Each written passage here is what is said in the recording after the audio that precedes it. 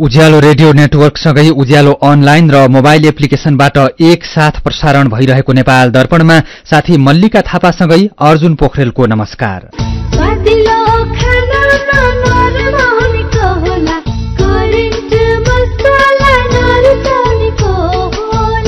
नेपाल दर्पणको साथमा करेन्ट मसला र करेन्ट चिया स्वादको झट्का।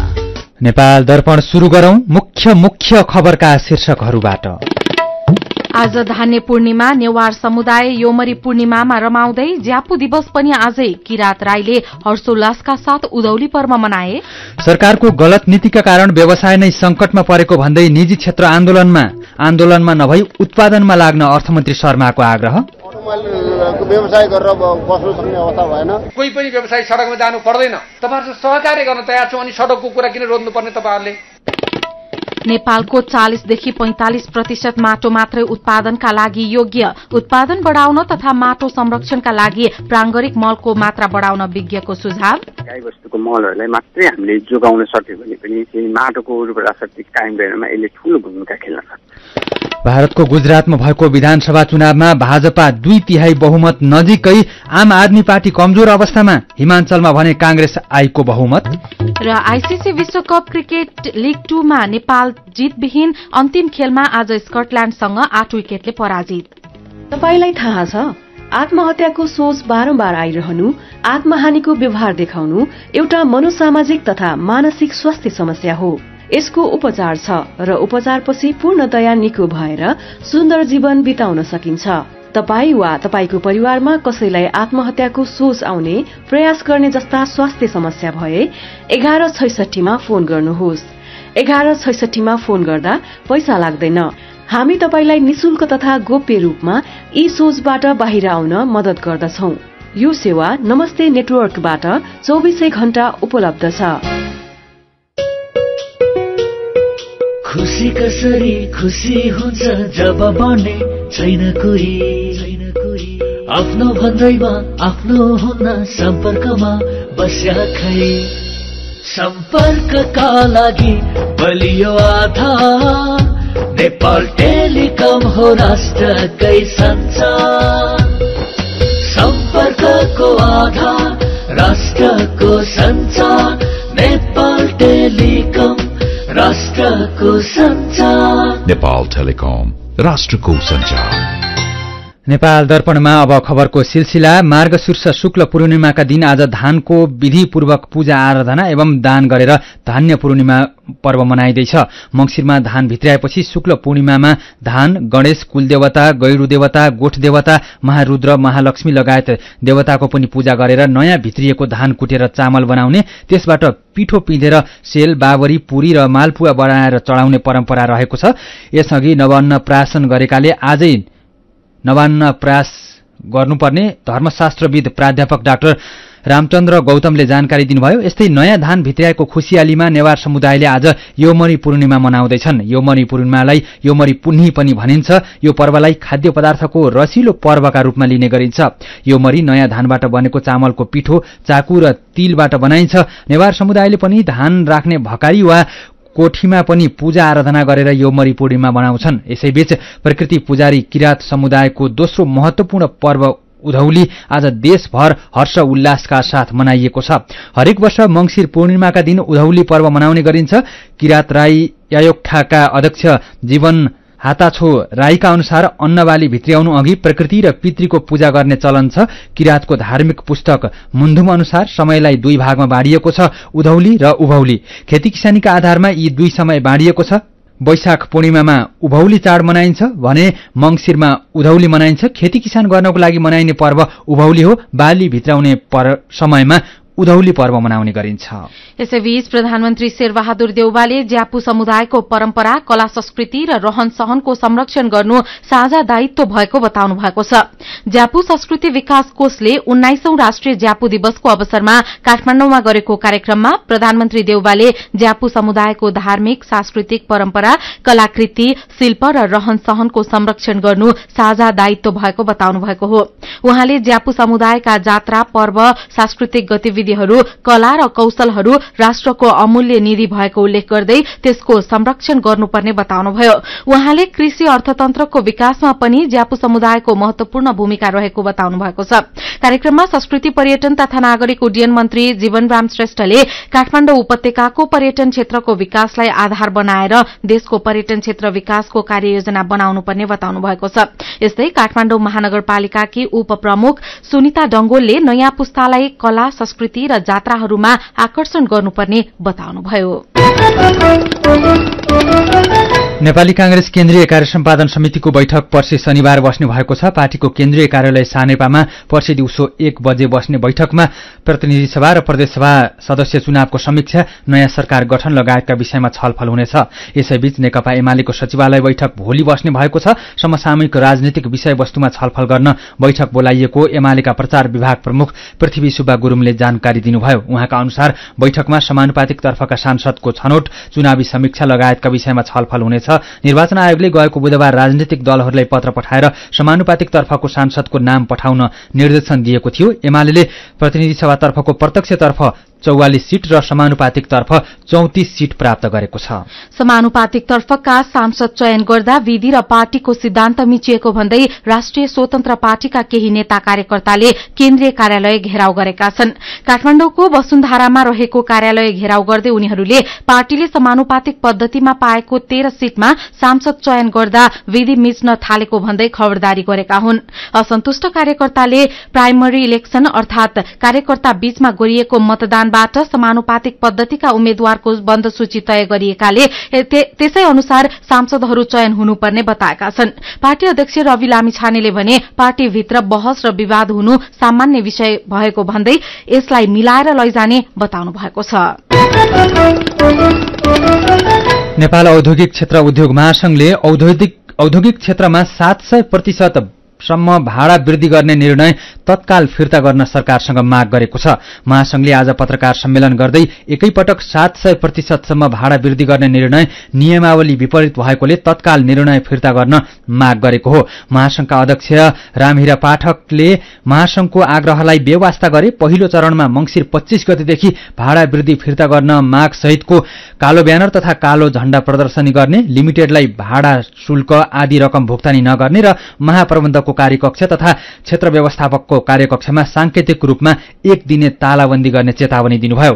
यसैबीच गाड़ीको खरिद बिक्री गर्ने व्यवसायी अर्थात अटो व्यवसायीहरूले आफ्ना माग पूरा नगरेसम्म आन्दोलन जारी राख्ने चेतावनी दिएका छन्। उनीहरूले सरकारसँग व्यवसाय मैत्री नीति ल्याउन माग गरेका छन्। अटो व्यवसायीहरूले अगाडि सारेका मागहरू सरकार र राष्ट्र बैंकले पूरा नगरेसम्म आन्दोलन जारी राख्ने भन्दै आज माइतीघर मण्डलामा धरना समेत दिएका छन्। नाडा अटोमोबाइल्स एसोसिएसन अफ नेपालको आयोजनामा भएको धरना कार्यक्रममा अटो व्यवसायीहरूले गाड़ीको आयात खुले पनि राष्ट्र बैंकको नीतिका कारण गाड़ी बिक्री गर्ने वातावरण नभएको बताएका छन्। धरना कार्यक्रममा नाडा अटोमोबाइल्स एसोसिएसन अफ नेपालका अध्यक्ष ध्रुव थापाले सरकारले गाड़ी आयात खोले पनि एलसी खोल्न नगद मार्जिन राख्नुपर्ने, गाड़ी किन्ने कर्जामा भएको कडाई लगायतका कारण व्यवसाय गर्ने वातावरण नै नभएको गुनासो गर्नुभयो। आयात बन्दभन्दा अगाडि चाहिँ लगाएका विभिन्न रेस्ट्रिक्सनहरू थिए जुन आयातलाई कन्ट्रोल गर्न बनाइएको थियो। एलसी मार्जिनका कुरा भए, यो कर्जामा सीमा लगाइएको छ 50% भन्दा बढी फाइनेन्स गर्न नपाउने भनेर छ।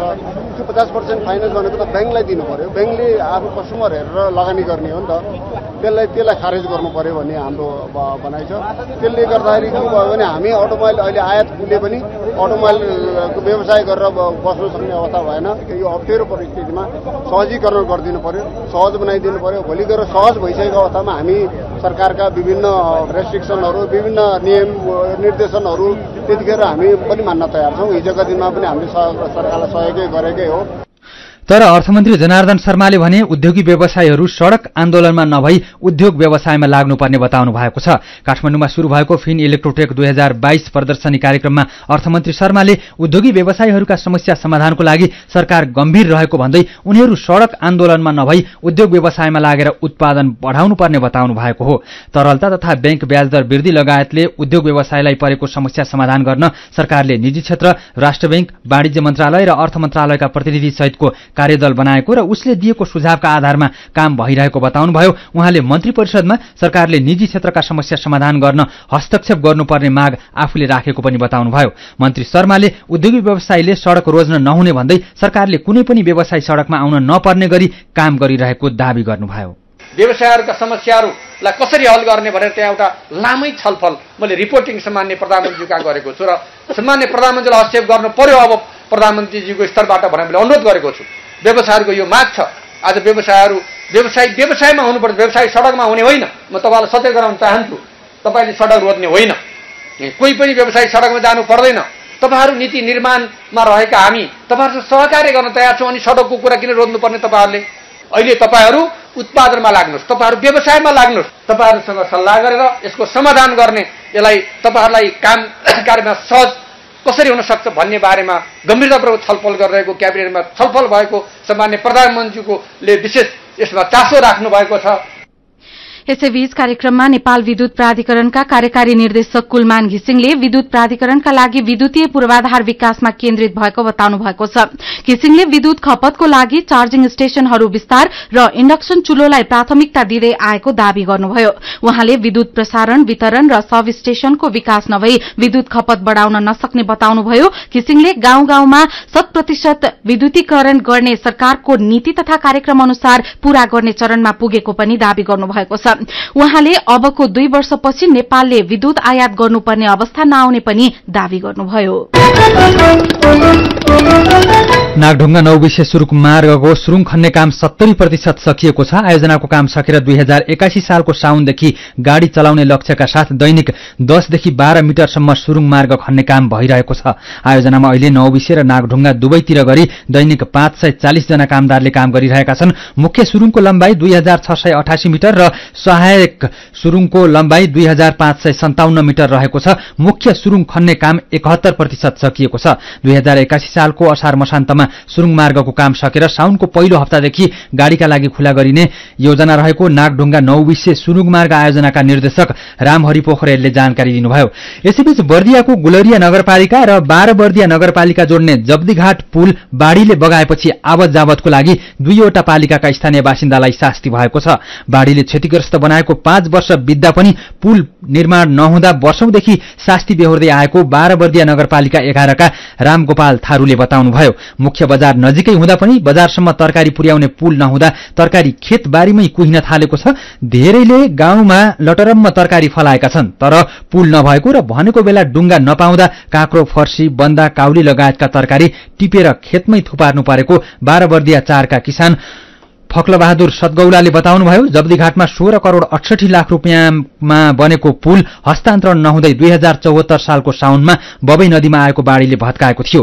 पुल निर्माण गर्ने कम्पनीसँग क्षतिपूर्ति असुल गरेर जब्दीघाटमा नयाँ पुल निर्माण गर्न मंगिर भित्रै ठेक्का आह्वान गरिने बर्दिया 1 का नवनिर्वाचित सांसद सञ्जय कुमार गौतमले बताउनु भएको छ। सीधा कुरा प्रश्न विचार यो हो उज्यालो रेडियो नेटवर्क। नेपाल दर्पणमा माटोको सन्तुलन तथा गुणस्तर किन आवश्यक छ भन्ने विषयको कुराकानीसँगै खबरको सिलसिला बाँकी नै छ, सुन्दै गर्नुहोला। विदेशबाट आयामी गरेको पैसा सिधै तपाईको मोबाइलमा लिन मिल्छ। अहिलेको अवस्थामा बाहिर गएर पैसा निकाल्न त्यति सजिलो छैन।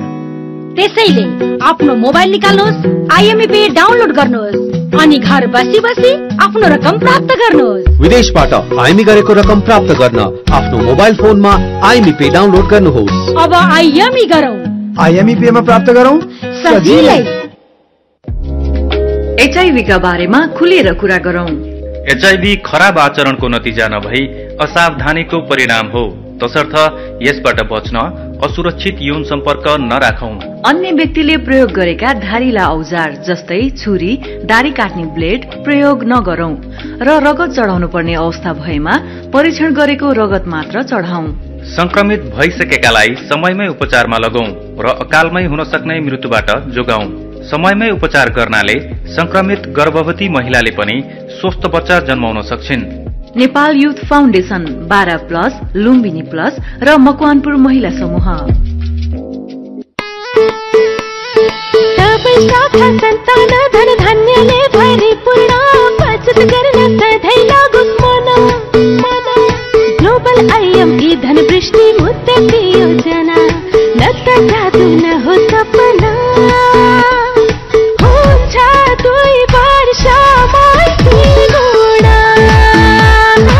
हजुर, ग्लोबल आयामी धनवृष्टि मुद्दती योजना निरन्तर बचत गर्ने बानीलाई प्रोत्साहन गर्दै प्रारम्भिक रकमको 10% त्रैमासिक रूपमा अन्तिम त्रैमास बाहेक जम्मा गर्दा प्रारम्भिक रकमको 2 गुणा 2 वर्षमै प्राप्त गर्न सकिने ग्लोबल आयामी बैंक, सबैका लागि बैंक।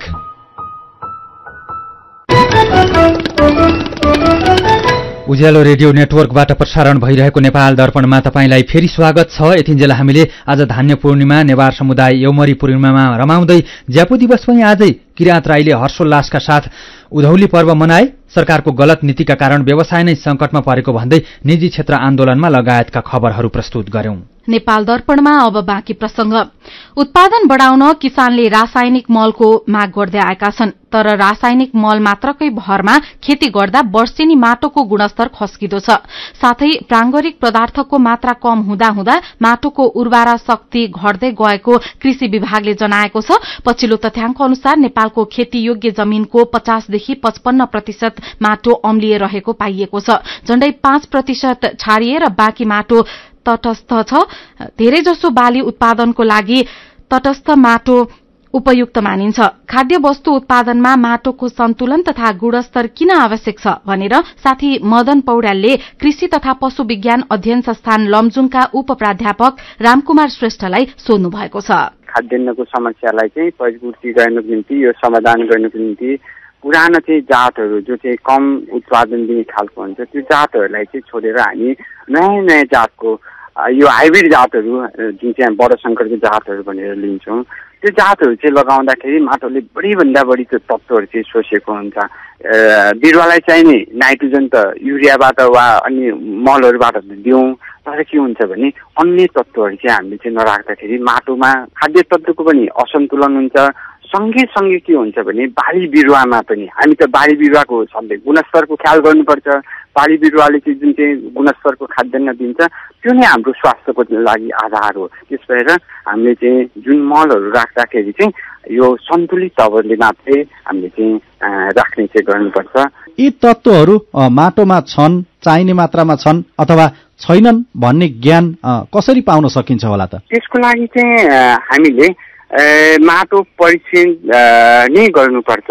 सामान्यतया हामीले भन्ने हो भने चाहिँ माटोमा भएको तत्त्वहरू चाहिँ विश्लेषण होइन, हामी चाहिँ सोइल एनालाइसिस भन्छौँ। त्यो सोइल एनालाइसिस अर्थात् माटोको विश्लेषण गरेर मात्रै कुन माटोमा चाहिँ कुन तत्त्व कति छ, त्यो तत्त्वहरू चाहिँ बिरुवालाई पुग्छ कि नपुग्छ भनेर हामीले चाहिँ पत्ता लगाउन सक्छौँ। माटोको परीक्षण गर्दाखेरि यदि उत्पादन योग्य माटो छैन भन्ने थाहा भयो भने यसलाई चाहिँ कसरी बढाउन सकिन्छ अथवा कसरी उत्पादन योग्य बनाउन सकिन्छ माटोलाई? यदि चाहिँ खाद्य तत्त्वको चाहिँ कमी छ भन्ने हिसाबले चाहिँ हो भने चाहिँ हामीले खाद्य तत्त्वको व्यवस्थापन गर्नुपर्छ। र अर्को चाहिँ के भने कुन चाहिँ खालको माटोमा कुन चाहिँ बालीहरू उपयुक्त हुन्छ त्यतातिर पनि हामीले ध्यान दिनुपर्छ। उदाहरणको निम्ति यदि चाहिँ अलिकति बढी क्याल्सियम भएको चाहिँ माटोहरू छ भने हामी चाहिँ यो चाहिँ कोशी बालीहरू हुन्छ, त्यो बालीहरू चाहिँ बढी उपयुक्त हुन्छ। हाम्रो चाहिँ पूर्वी नेपालमा माटोहरू सामान्यतया अम्लिए छ भनेपछि किसानहरूले प्राय के सोध्नुहुन्छ भने चुना राखेर चुना कति राख्नुपर्छ भन्ने हुन्छ। चुना राखिसकेपछि अन्य बालीहरू लगाउनु सकिन्छ कि भन्ने चाहिँ उहाँहरूको उत्सुकता रहन्छ। त्योभन्दा पनि के भने माटो अम्लिए छ भने अम्लिए खालको माटोमा नै चाहिँ रमाउने खालको चाहिँ बालीहरू लगायो भने पनि त्यसको चाहिँ सही सदुपयोग हुनुपर्छ। हामीले गर्नुपर्ने नै त्यो हो।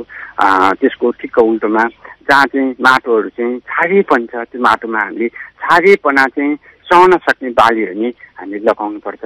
भनेको किसान आफैले पनि प्राङ्गारिक पदार्थको मात्रा आफ्नो माटोमा बढाउन सक्नुहुन्छ? एकदमै। यो गाई बस्तुको मलहरूलाई चाहिँ हामीले संरक्षण गरिराखेको छैनौँ। यो गर्न चाहिँ एकदमै जरुरी छ।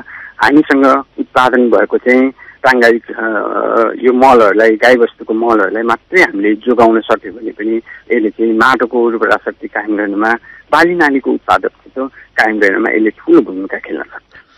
उहाँ हुनुहुन्थ्यो कृषि तथा पशुविज्ञान अध्ययन संस्थान लमजुङका उपप्राध्यापक रामकुमार श्रेष्ठ। फेरि पनि खबरकै सिलसिला। कञ्चनपुरमा जंगली हात्तीको आक्रमण बढ्न थालेको छ। पछिल्ला केही वर्ष यता जंगली हात्तीको आक्रमणबाट मानिसको ज्यान जानुका साथै अन्नबाली र घर खेतमा समेत नोक्सानी पुग्ने गरेको छ। जंगल नजिकै मानव बस्ती भएकोले हरेक वर्ष हात्तीको आक्रमणबाट मानवीय क्षति हुने गरेको छ। हिजो मात्रै बेदकोट नगरपालिका 1 हात्तीथलाका हिरादेवी धानुकको घर नजिकैको सामुदायिक वनमा दाउरा लिन गएको बेला हात्तीको आक्रमणमा परेर ज्यान गएको छ। शुक्लाफाटा राष्ट्रिय निकुञ्जको तथ्याङ्क अनुसार जंगली हात्तीको आक्रमणबाट 3 वर्षको अवधिमा 7 जनाले ज्यान गुमाएका छन्।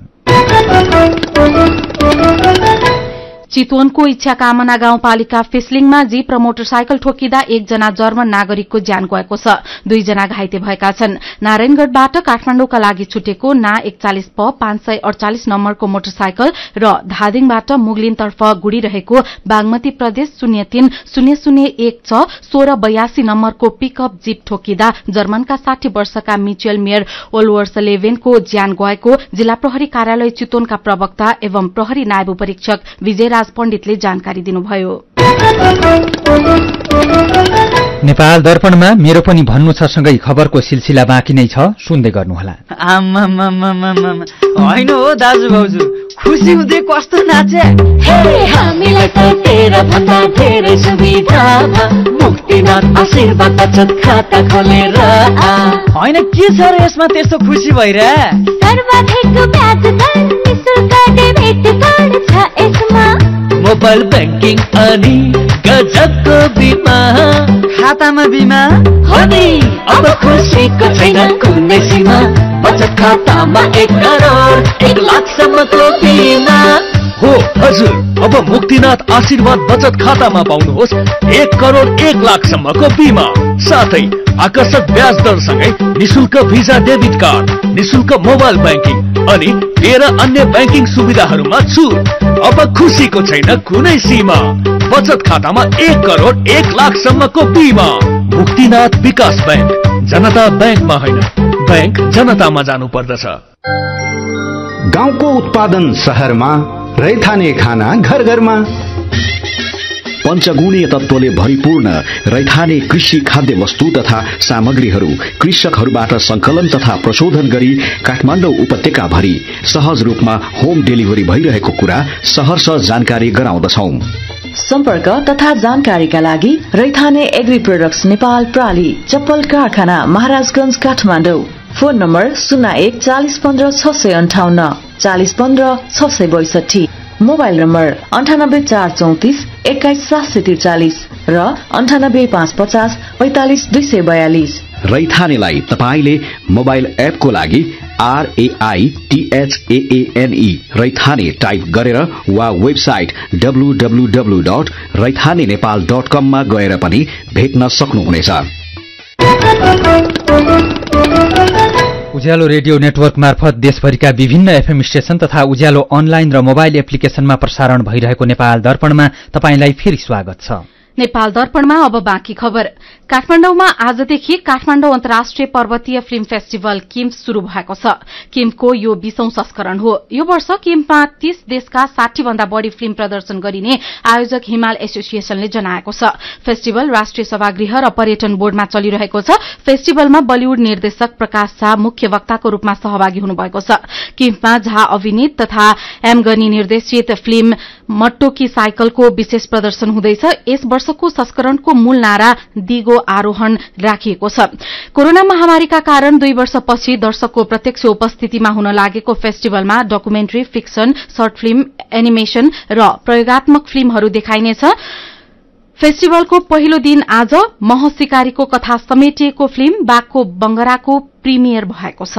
त्रिभुवन विश्वविद्यालयले आउने फागुनमा हुने स्वतन्त्र विद्यार्थी युनियन सोभियु चुनावको तयारी थालेको छ। त्रिविले 2065 सालदेखि नियमित हुन नसकेको सोभियु चुनाव यसपटक निर्धारित मिति फागुन 14 गते गर्ने तयारी थालेको हो। त्रिविका क्याम्पसहरूमा हरेक 2-2 वर्षमा हुने चुनाव 2065 साल यता नियमित हुन सकेको छैन। अंग्रेजी नयाँ वर्षको अवसरमा यसपटक पनि पोखरामा सड़क महोत्सव हुने भएको छ। Restaurant and bar association of Nepal रेवानले सड़कमै खाउँ सड़कमै रमाउँ भन्ने नाराका साथ 5 दिनसम्म लेक साइडमा सड़क महोत्सव गर्न लागेको हो। पुस 13 देखि 17 गतेसम्म पोखरा लेक साइडको 3 किलोमिटर सड़कमा महोत्सव आयोजना गर्न लागि रेवान पोखराका अध्यक्ष तथा महोत्सव संयोजक नरेश भट्टराईले जानकारी दिनुभयो। कपिलवस्तुको शिवराज नगरपालिकाले सड़क अतिक्रमण गरेर बनाएका संरचना हटाउन थालेको छ। नगर प्रमुख अजय थापाले सड़क अतिक्रमण गरेर बनाएका संरचना र सामग्री हटाउन थालेको बताउनुभयो। नगरपालिकाका जनप्रतिनिधि, कर्मचारी, नेपाल प्रहरी र ट्राफिक प्रहरी सहितको टोली अतिक्रमित संरचना हटाउन खटिएको छ। कालीकोटमा आयोडिनयुक्त नुनको अभाव भएको छ। कालीकोटमा आयोडिनयुक्त नुन वितरण गर्ने साल ट्रेनिङ कर्पोरेशन शाखा कार्यालय मान्ममा नुन सकिएका कारणले नुनको अभाव भएको हो। कालीकोटमा साल ट्रेनिङ कर्पोरेशनले आयोडिनयुक्त नुन बिक्री गर्दै आएकोमा ठेकेदारले नुन ढुवानी नगर्दा अभाव भएको जनाएको छ।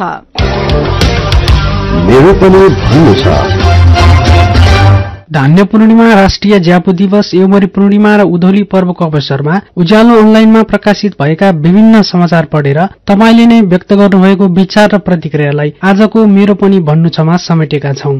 जगदीश्वर पोखरेल लेख्नुहुन्छ, नेपाल बहुभाषिक, बहुधार्मिक र बहुसांस्कृतिक देश हो। यही विशेषताभित्र हुर्किएका हाम्रा संस्कृति बहुमूल्य निधि मात्र होइनन्, सभ्यता, संस्कृति र एकताका प्रतीक समेत साबित भएका छन्। कति राम्रो सभ्यता छ। जातीय क्षेत्रीय पहिचानको नाममा यस्तो राम्रो चाडपर्व लोप नहोस्। शुभकामना।